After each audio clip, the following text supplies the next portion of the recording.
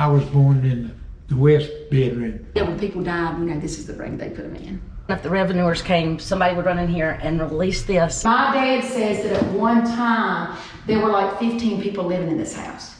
Y'all come on in. Right now we are standing in front of the house that Richard Petty was born in and grew up in with Richard Petty. My mother's home place, Toombs Estate or whatever, Toombs Farm. And I think the house was built in 1927 or 28. This is where I was born and grew up in. We'll just take you through the house and sort of show you some of the rooms and stuff. But, you know, it's part of historical landmark in Randolph County. It's part of the museum, Petty Museum. And so all this area around is all basic museum deal. Then we've got the garage in the back, as you know. So we'll show you. We'll just go in the front door and sort of tell you what's going on here. I know when we was growing up, we'd eat supper and stuff, and then when supper was over with, Granddad would come up and sit right over there in the corner, chew his tobacco and spit over in the floor. And I know one time I was 4 or 5 years old, I wanted some tobacco. He gave me some. I turned green before it ever hit the bottom, I think. That was the last of my tobacco deal. Y'all come on in.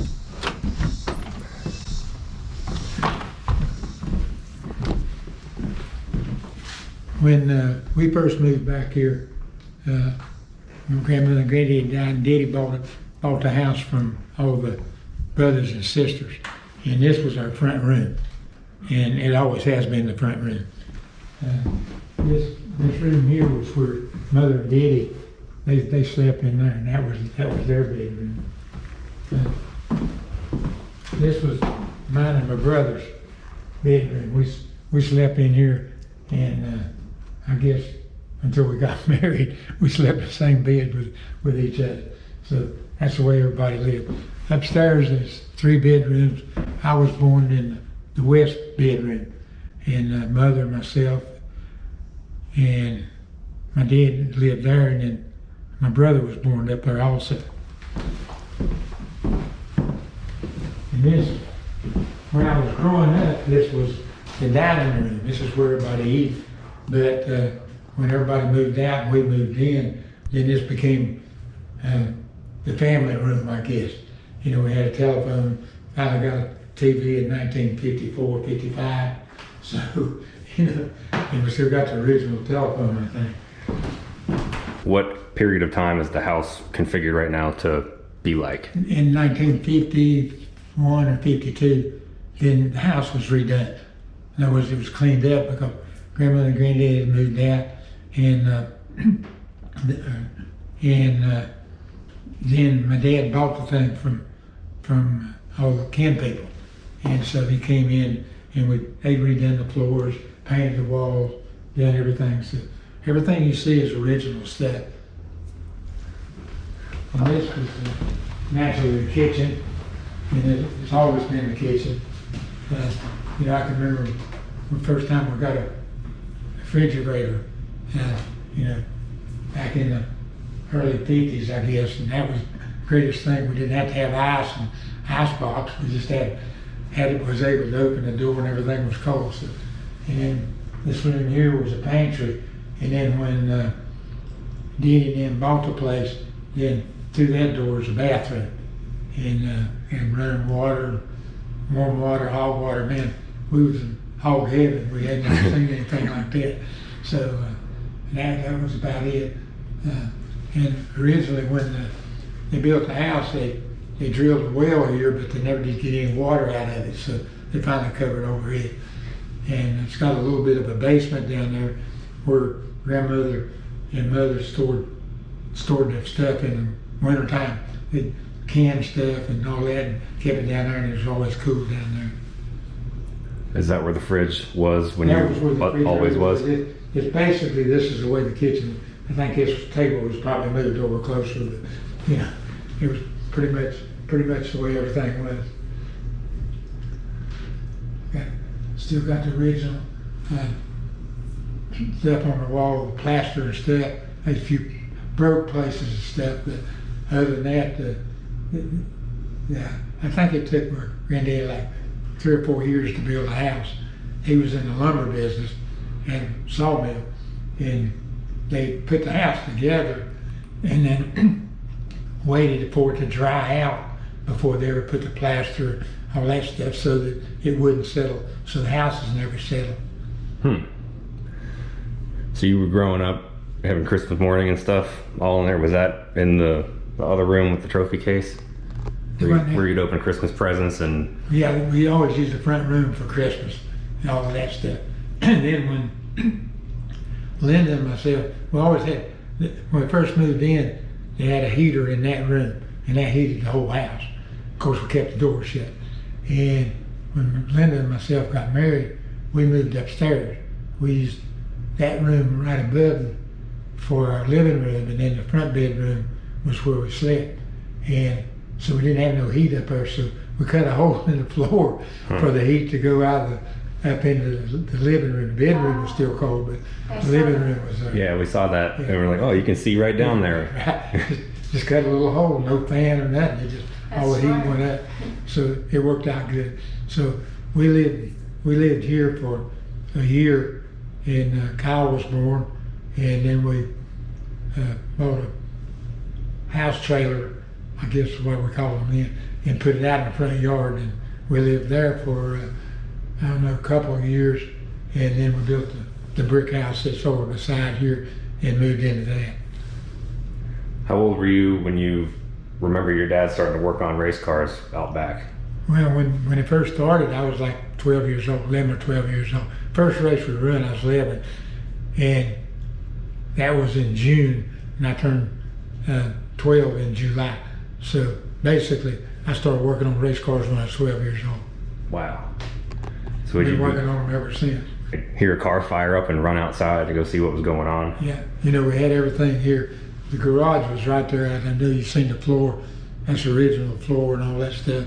And we had our own gas pump, and you know, we had everything here. It was high buck for that time, I guess. Everybody had a race car. It was all in the backyard anyway, so we had a pretty nice backyard. Yeah, you did. It was a pretty awesome setup. Seeing all the evolution of start with the one building, and then it's like really hard to follow because there's so many of them. When we first started, mother and daddy lived here, and we moved to another place. And so we had the original garage, and then we started building garages every year. You know, 56 they built a garage, 57 they built a garage, 58. And my mother told my daddy, don't put it in the front yard, you know, as long as it's in the backyard.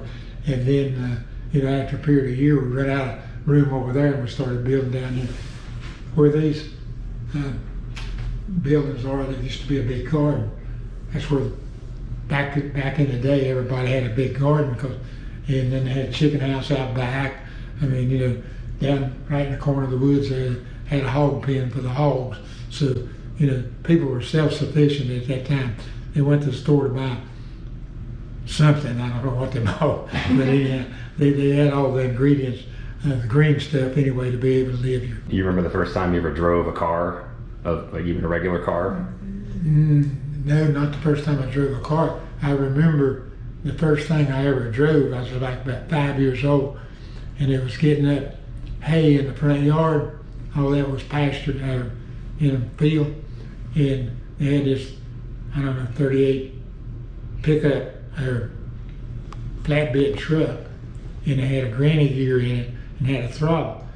And my uncles would turn the thing around, and I'd stand on the seat and hold it straight till it got to the other end of the road. They'd jump in and turn it around, and that's the first time I remember driving. I didn't drive, I was just holding on, but that's the first time I remember driving anything.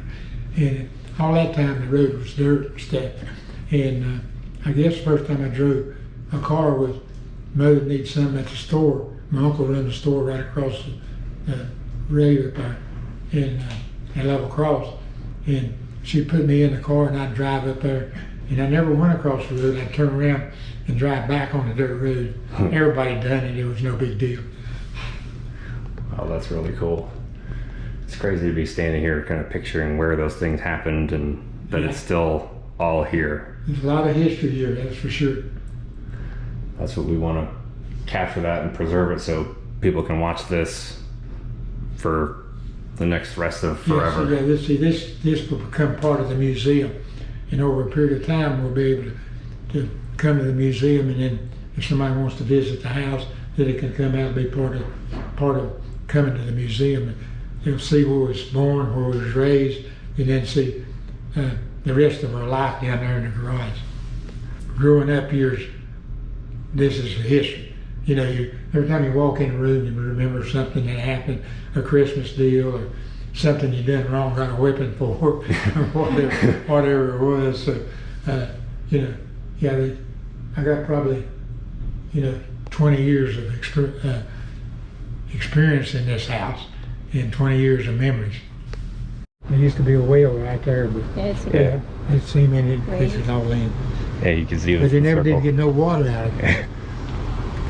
It'll show you every time we laid any cement on this property, we'd get it all lined up and everything would be good. Come up the next morning, Daddy'd slip out, put his name in there and put the date that the cement was laid, whether it was a patch or a floor, and then you'll see down in the new building, we got ALP, accurately petty. We still do the same thing.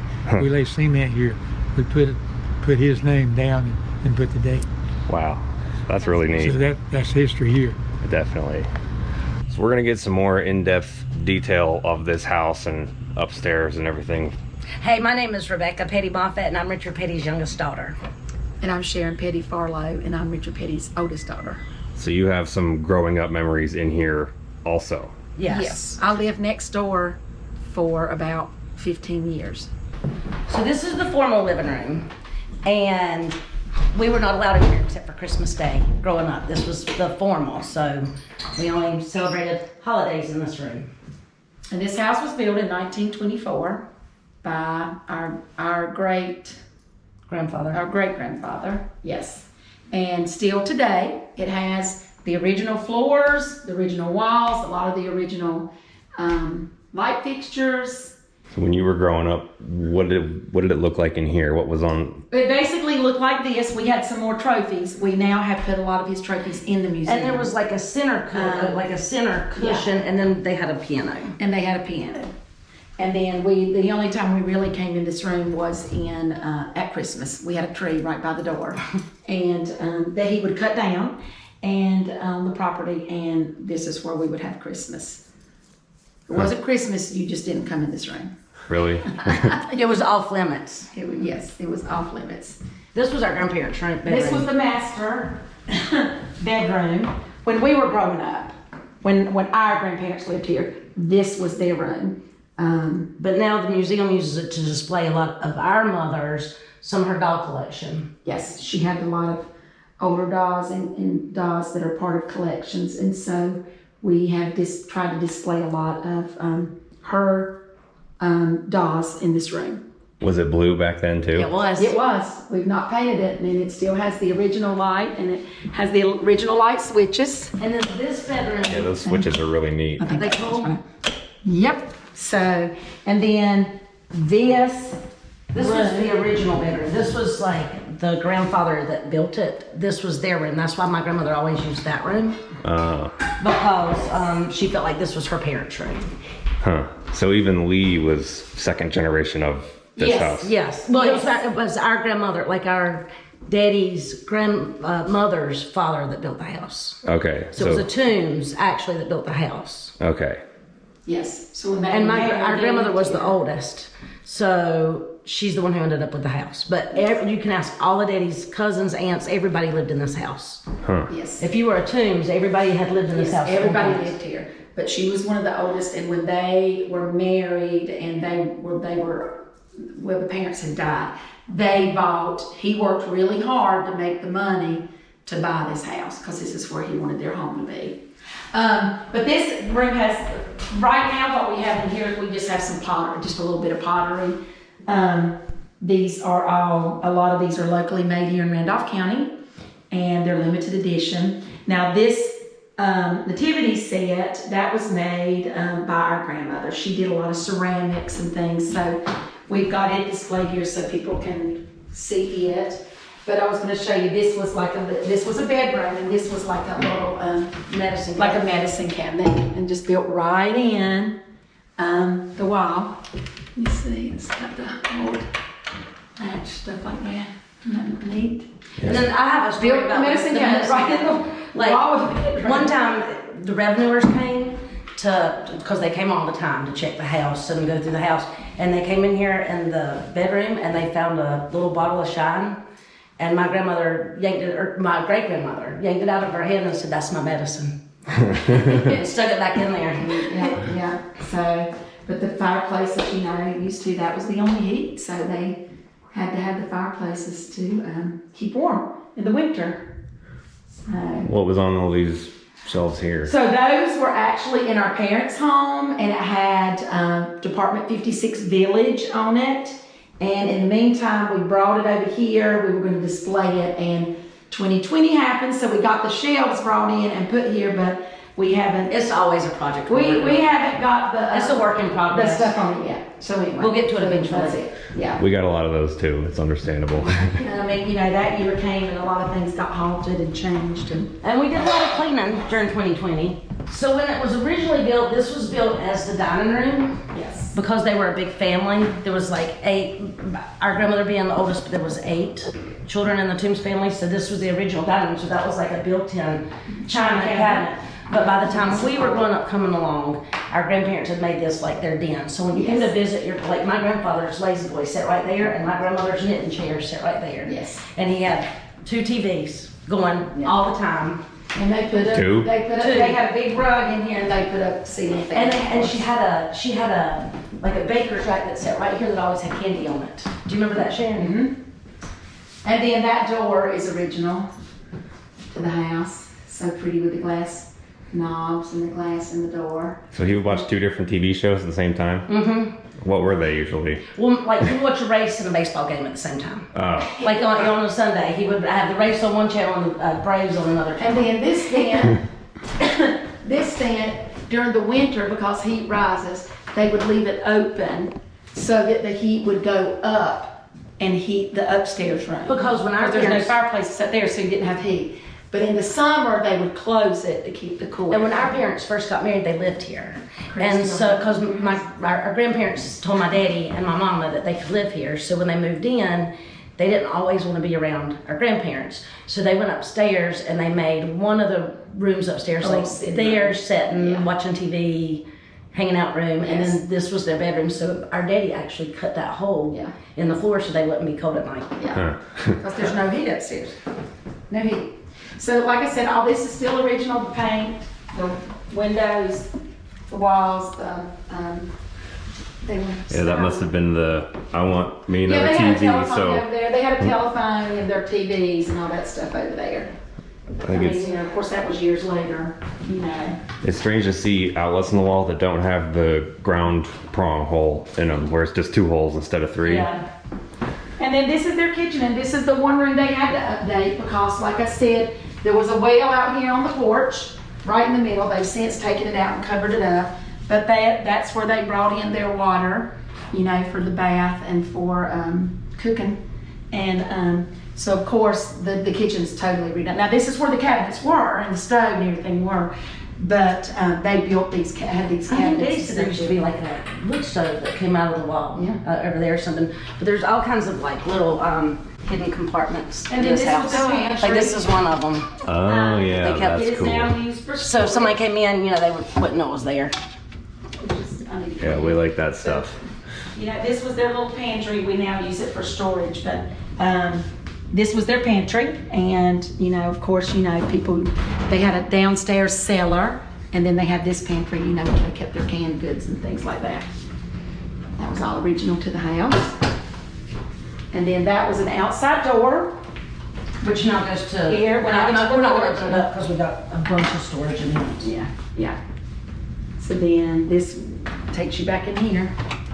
And then this is the closet that has the pulley system right here. So once again, if the revenuers came, somebody would run in here and release this, and it releases a cross tie upstairs across a wall, so that when the revenuers pushed on it, it didn't give. So what was Pretty ingenious. was that bar up there down most of the time? You'd only open it to use it? It's up now, so it was up most of the time, but if the revenuers came, if they knew that the revenuers were coming, somebody would run in here and pull that string to release it upstairs so that the cross tie would fall up against the wall. But that's the room that my daddy was born in. This staircase, Right there. we used to get on pillows up at the top. And then our grandmother was a seamstress, so that's some of her sewing machines. My grandfather was there. Was this the upstairs watching TV room? This was their upstairs watching TV living room, and then they used this one as their bedroom. But this is a quick side story. Our grandmother made her wedding dress. So I'm gonna say in the 80s, that was grandmother's sewing room. No, it was here. Was it here? It was here when I was, but I was gonna say, when, my dad says that at one time, there were like 15 people living in this house. Cause see, you had the older children getting married, bringing their spouse in, and then you still had the younger siblings that were not married. And he said that at night, they would just sleep everywhere. And that him and Uncle Morris and another one of their cousins had a mat that they like rolled out every night, and then they just slept on it. Wow, that's crazy. And our dad slept in a double bed with his brother until the day he got married. I mean, they just, you know, back then, It's just what they did. yeah, it was normal. Everybody did it. I mean, you know, you slept in a room with people everywhere. Oh, my flashlight's burning out. I might need a phone. Yeah, she stored So that's the custom ventilation hole. stuff in there. No one's- Yep, that's it. And then this is the closet. Chris, if you want to see it. So this is the closet. So that's the cross tie. This is the string that I showed you downstairs. See how tight it is now? It's pulled up. And then they would shut the closet door and release the string, and the cross tie would fall across it. So when the revenuers pushed on it, it felt like a solid wall. Is that like a 25-pound plate on that bar there? Yeah, it looks like it.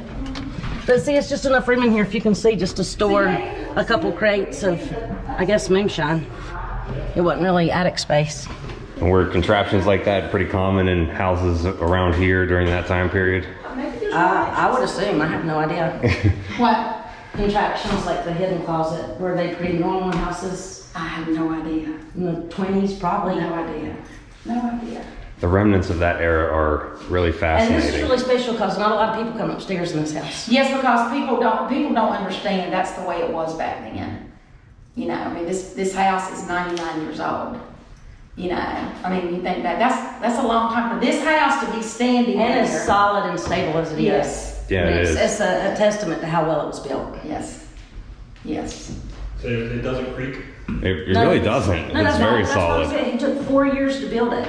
And I mean, these floors, I mean, you moved in right now, you'd probably shine them up a little bit. You wouldn't even want to refinish them. They don't look bad. Man, they And to look think fine. that many people for 100 years have lived in here. And you have to remember, there was no bathroom. I mean, You had there's 15, 16 people living in a house with no bathroom. Now they've always had electricity.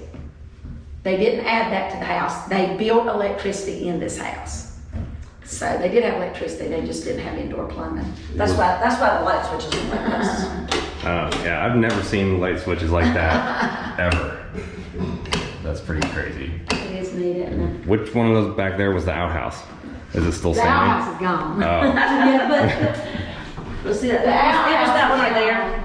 But now it's like the well house. Yeah, it was, okay. But that's where it it was was. around right there. Uh-huh. They really like add up the total number of people that have lived in this house from. Well, like- now you only have that many people living in a certain, like probably 20 years. Then once our grandparents bought it, just them and their two sons lived here. And their two sons were born in this house. But they were born in this house, but they also got married and and they their both, spouses into they this house. both married and their wives moved in and they both had babies and were still living here for So a few months. Was anybody else born in this house, or did they go No. to the hospital by then? No, but like in the 60s, No, early they're the only 60s, two that were born in this house. in the early 60s, my mom and dad were able to get a trailer, and they parked it out in the yard over here. And so I always tell my daddy at the racetrack when he's staying on his bus that he's come full circle because he's back to the trailer park. But so Kyle Petty actually lived here for a few months. when he was born. Okay. And then they got the trailer. Okay. So, yeah. So the first 3 generations lived here. The house was the spawn of all of the race shops and everything. Well, just, and it just had that shed out there, just that one shed where they had Which was the barn. equipment. Was that shed, the original Reaper shed, was that Yes. built around the same time the house Yes. was? Yes. Okay. I don't really have a year. And on it, that's, yeah, I don't know what year it was, but that's where they had all their farm equipment because all this other land was woods and farm. Did your grandma ever complain about a functioning race team being 100 feet from No, the but house? she did that when they had the shed and they built This way. They built this way. They added on, and then they added on a little bit more. And that was where her office was in that end building. And she said, we can't come any closer to the house. So that's when they started going back and down the other way. But our grandmother did all the finances for Petty Enterprise. Yes. Like probably until early 70s. Yeah. When we were little, we would go to the top of the steps and see it's all, wood across there. And she didn't have rugs or anything in here. And we would get on a pillow and we could slide down the steps and you could go all the way to the front door.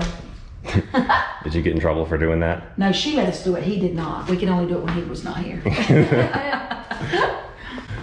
He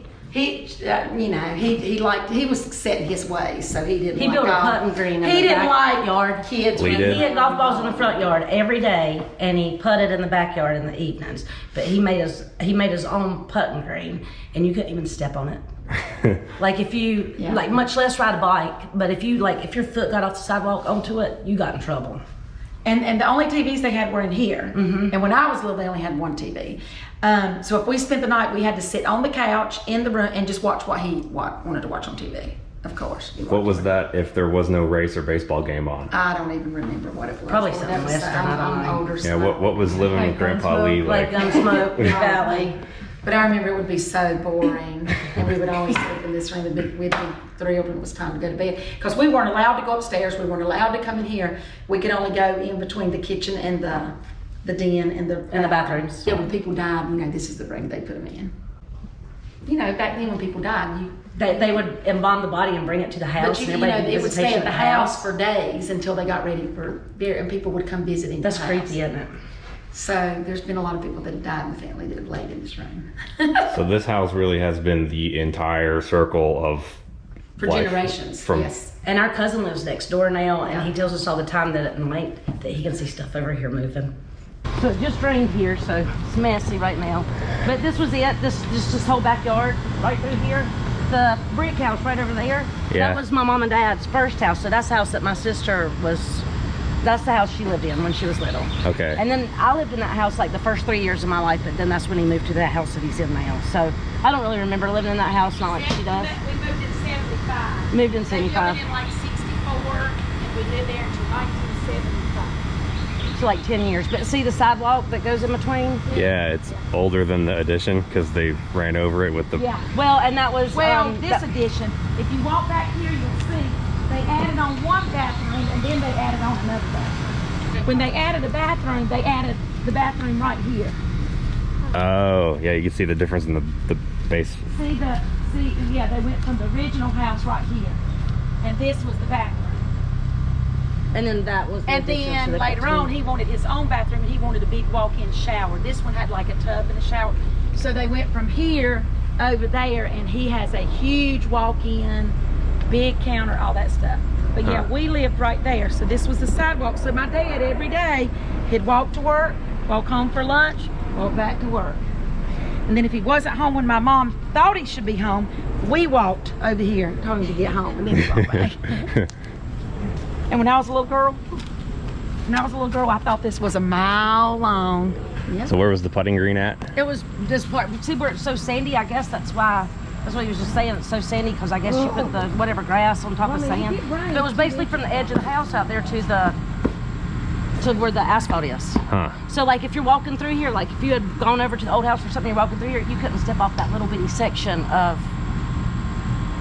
what was left of the sidewalk because you'd get in trouble. So that's all you had to work with, or had to you walk got that little bit. you got in trouble. Wow. Oh yeah, he'd come out here and pick up a leaf.